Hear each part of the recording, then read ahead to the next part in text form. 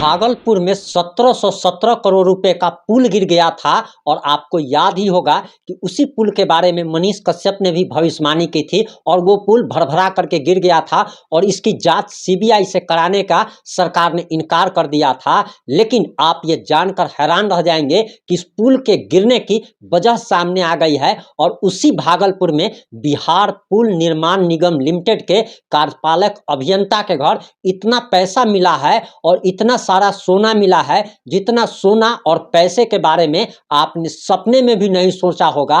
और यही बात जब सामने निकल के आ रही है कि आखिर वो पुल कैसे गिरा था, उसकी वजह भी सामने आ गई है और आगे हम आपको वो वीडियो भी दिखाने वाले हैं कि इंजीनियर के घर से कितना सारा पैसा मिला है, इतने सारे जेवरात मिले हैं कि आपकी आंखें फटी की फटी रह जाएगी और आपको समझ में आ जाएगा कि बिहार में जो इतने सारे पुल जो गिर रहे हैं उसकी आखिर उसके पीछे की वजह क्या है और पुल जो गिर रहा है वो सारा पैसा आखिर किसकी जेब में जा रहा है, वो भी हम आपको दिखाने और बताने जा रहे हैं।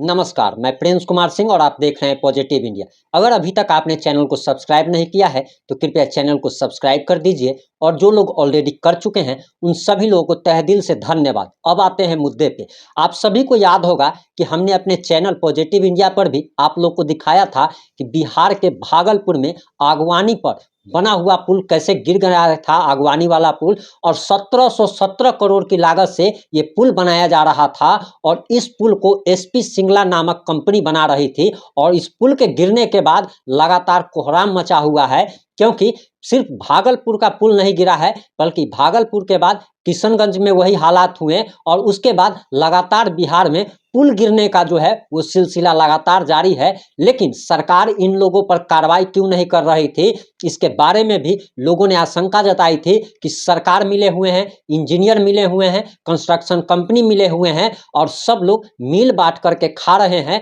इसी वजह से इन लोगों पर कोई किसी प्रकार की कोई जांच कमेटी नहीं बैठ रही है और अब तो इसका खुलासा भी हो गया है कि आखिर सरकार इसमें लिप्त है और सरकार के लोग इसमें कैसे लिप्त हैं। और आगे जब आप नोटों की गड्डियां देखेंगे, नोटों का अंबार देखेंगे, गहनों का अंबार देखेंगे, तब आपको लगेगा कि इतने सारे जेवरात तो किसी ज्वेलरी की दुकान में भी नहीं होते जितना सारा ज्वेलरी एक इंजीनियर के यहाँ से बरामद हुआ है। और आगे हम आपको बताने जा रहे हैं कि दरअसल बिहार पुल निर्माण निगम लिमिटेड के एग्जीक्यूटिव इंजीनियर के घर विजिलेंस विभाग ने छापा मारा।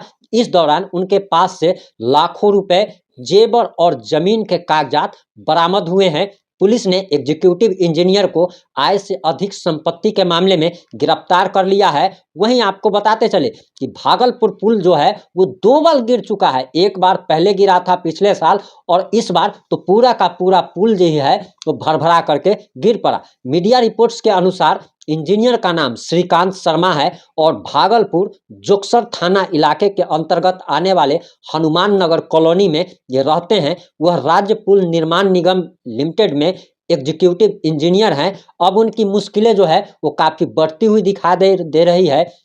विजिलेंस टीम ने श्रीकांत शर्मा के घर से 80 लाख रुपया बरामद किया है।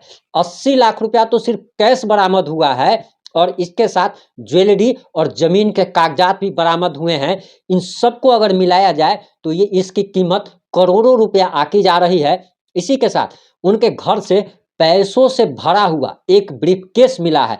आप या हम जो आम आदमी होते हैं वो ब्रीफकेस यानी अटैची का उपयोग कपड़े रखने के लिए करते हैं, लेकिन बिहार में इंजीनियर जो है वो अटैची का उपयोग पैसे रखने के लिए करते हैं, नोट छुपाने के लिए करते हैं। और विजिलेंस टीम ने इंजीनियर के खिलाफ सख्त कार्रवाई करने की भी बात कही है।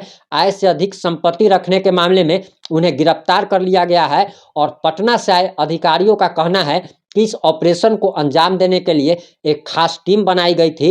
इंजीनियर के कई ठिकानों पर छापेमारी की गई है। डीएसपी विजिलेंस संजय जायसवाल ने कहा है कि उन्हें एग्जीक्यूटिव के पास आय से अधिक संपत्ति की जानकारी मिली थी, इसी के चलते छापेमारी की गई। लाखों का कैश और करोड़ों का जेवर जो है बरामद किया गया है। इंजीनियर को भी गिरफ्तार कर लिया गया है। अभी आपके स्क्रीन पे वो सारी तस्वीरें चल रही होगी, उसमें आप देख पा रहे होंगे कि कितने सारे नोट और जेवरात बरामद किए गए हैं। और इन जेवरातों को देखकर आपको लग रहा होगा कि आपने इतना सारा सोने के जेवरात किसी ज्वेलरी शॉप में भी कभी नहीं देखा होगा, और ना ही इतना सारा पैसा आपने बैंक के अलावा कहीं और देखा होगा।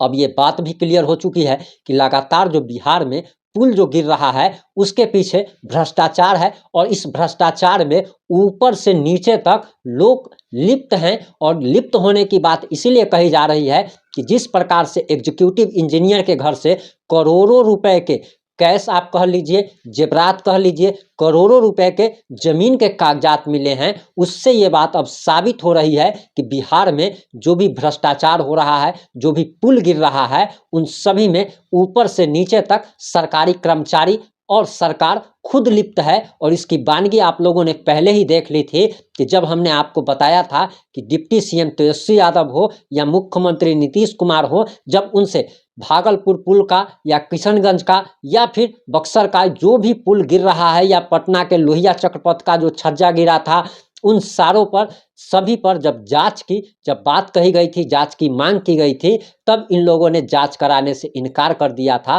और आखिर जांच न कराने की वजह क्या थी वो भी अब सामने आ गई है कि सभी के सभी लोग लिप्त है। आखिर बिहार विकास कैसे कर सकता है कि जब सरकारी पैसा जो कि जनता की भलाई के लिए आता है, उस पैसे को आखिर सरकारी कर्मचारी जो है या फिर सरकार के लोग जो है अपने ब्रीफकेस में भर के रखते हैं, अपनी संपत्ति बढ़ाने में उपयोग करते हैं। तो आखिर बिहार का विकास कैसे हो सकता है? बिहार में भ्रष्टाचार जो है वो ऊपर से लेकर के नीचे तक, आप किसी भी ब्लॉक में एक छोटा सा छोटा काम भी अगर कराने जाते हैं, चाहे आप जाति प्रमाण पत्र बनवाने जाएं, आवासीय प्रमाण पत्र बनवाने जाएं, राशन कार्ड में कुछ सुधार करवाना हो, आधार कार्ड में कुछ करवाना हो, तो हर जगह आपको चढ़ावा चढ़ाना पड़ता है कि ऐसा लगता है कि जैसे अब सरकारी ऑफिस जो है वो ऑफिस ना हो करके कोई मंदिर हो गया है कि जहां पर चढ़ावा चढ़ाना आपकी मजबूरी है। बिहार में अगर आप चढ़ावा अगर नहीं चढ़ाते हैं तो आपको उसका फल नहीं मिलता है, क्योंकि फल का मतलब यही है कि आपका काम नहीं होता है। और बिहार में आखिर बहार है नीतीश कुमार का कुशासन और तेजस्वी यादव का जंगल राज है। इन सारे मुद्दों पर आप क्या सोचते हैं? आपकी क्या राय है? क्या आपको भी लगता है कि बिहार में भ्रष्टाचार की जड़ सरकार है? क्या आपको भी लगता है कि ये सारे जो पुल गिर रहे हैं इसमें सरकार जो है वो लिप्त है? क्या आपको भी लगता है कि सरकार अपने इंजीनियर और कर्मचारी के तहत बेईमानी कर रही है, लोगों के साथ अन्याय कर रही है? और आखिर बिहार को रसातल में ये सरकार क्यों ले जा रही है? सरकार अपने फायदे के लिए, कर्मचारी अपने घर को भरने के लिए, अपने बाल बच्चे के भविष्य को सुरक्षित करने के लिए आखिर इतने ज़्यादा घोटाले पे घोटाला क्यों कर रहे हैं? क्या आपको भी लगता है कि बिहार सरकार बिहार के लोगों के भविष्य के साथ खिलवाड़ कर रही है? आप जो भी सोचते हैं इस मुद्दे पर आपकी क्या राय है? आप अपनी प्रतिक्रिया कमेंट बॉक्स में ज़रूर दीजिएगा। और ये भी ज़रूर बताइएगा कि आखिर इस इंजीनियर पर क्या कार्रवाई होगी, क्योंकि ये गिरफ्तार तो हो गया है, लेकिन आपको तो पता ही है कि हमारे बिहार की या भारत की न्याय व्यवस्था क्या है। ये 1 महीने 2 महीने के बाद फिर छूट जाएगा, इसको बेल मिल जाएगी और फिर से इसे बहाल कर दिया जाएगा और फिर से वही खेला होगा। मतलब कहा भी जाता है कि आज जेल होई कल बेल होई, परसों से वो है खेल होई। इन सारे मुद्दों पर आप अपनी प्रतिक्रिया जरूर दीजिएगा। जुड़े रहें हमारे साथ। जय हिंद, जय भारत, जय जय बिहार।